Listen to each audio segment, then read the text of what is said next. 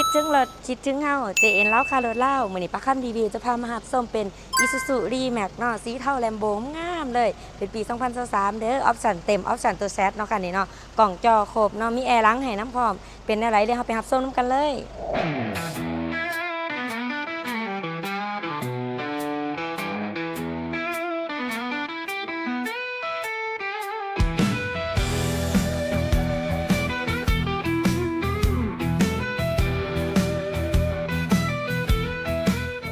สบายดีทั้งสองให้เองเจเอ็นเล่าคาโรล่าเหมือนนี้ไม่โดดดีๆจะมานำเสนอเนาะเป็น Isuzu D-Max สีเทาแลมโบหายากสุดๆเลยปี 2023เนาะคันนี้เนาะออปชั่นเต็มออปชั่นตัวแซดเนาะมีกล่องมีจอให้ครบมีแอร์ล้างให้น้ำพร้อม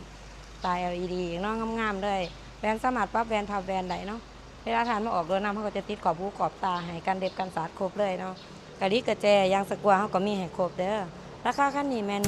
1,50,000 บาทเนาะใจสดใจผ่อนเป็นเดือนเป็นปีได้ลูกค้าต้องการเอารถมาแหลกมาเปลี่ยนมาเทิร์นกันก็ได้เนาะแต่ว่าทานต้องโทรก่อนทุกครั้งเด้อ9733โต679หรือติดต่อที่2 ทางของเฮาเจเอ็นเล่าคาโรล่าทานจะได้รับโปรโมชั่นของแจกของแถมหลายอย่างเนาะเมื่อทานมาทาง2 ทางออนไลน์ของพวกเฮามาเบิ่งภายในนํกันเนาะร้านหน้าก็งามๆเลยห่อบ่อหนังให้มาจากโรงงานเลยเด้อเบื้องหลังก็เช่นเดียวกันเนาะงามๆเลยกว้างขวางแยงห่อบ่อหนังให้คือกันมีลำโพงคู่อยู่ทั้งเพดานให้เนาะลานลมก็จะมีแอร์หลังให้น้ำพร้อมเย็นสะดวกสบายตัวถึงแน่นอน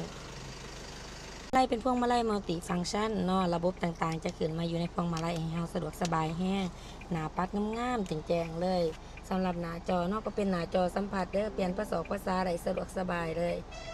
มีระบบแอร์ให้เปิดปิดสะดวกสบายเนาะมักแห้งมักคอยเปิดได้ตามระดับเลยเกียร์กับปุ๊ก6สปีดเนาะคันนี้เนาะ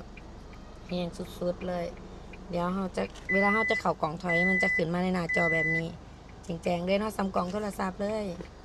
ใช้ตำโลสายเดิมให้เด้อคันนี้เด้อจบๆงามๆเลยแวนก็สามารถปรับแวนพับแวนได้เนาะให้ความสะดวกสบายแฮง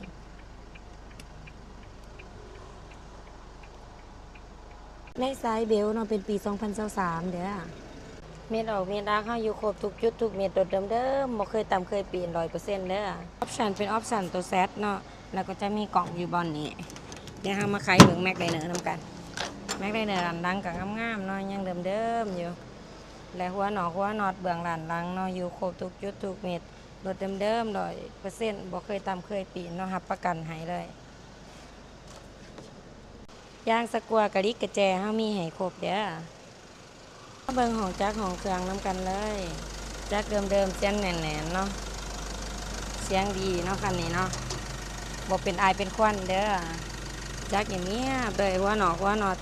อยู่ครบทุกจุดทุกเม็ดเด้ออยู่ครบทุกบอนเลยฟ้ากระโปรงเนาะฟ้ากระโปรงเดิมๆยิกเก่าเนาะเดิมแท้ 100% เด้อกันนี่เด้อรับประกันให้เลยไหลไปบ่มีผิดหวังเลยแหละเอาไว้เติมรถทุกท่านเด้อกับ Isuzu D-Max คันนี้สีเทาแลมโบเนาะเป็นปี 2023เด้อคันนี้เนาะงามๆเลยออปชั่นเต็มออปชั่นตัวแซดกล่องจอครบเนาะมีแอร์หลังให้น้ำพร้อมอีกตา LED ยังมีให้ครบเกียร์กับปุ๊ก6สปีดราคาคันนี้แม่น1,50,000 บาทเนาะจ่ายสดจ่ายผ่อนเป็นเดือนเป็นปีเลยหรือลูกค้าท่านใดต้องการเอารถมาแลกมาเปลี่ยนมาเทิร์นกันก็ได้เนาะต้องโทรก่อนทุกครั้ง9733โต679เมื่อลูกค้าที่มาทางออนไลน์ของเฮาทานจะได้รับโปรโมชั่นของแจกของแถมหลายอย่างแน่นอนหรือติดต่อมาที่2 ทางของเฮา JN เล่าคารถเล่าขอขอบใจทุกท่านที่รับชม2ของเฮา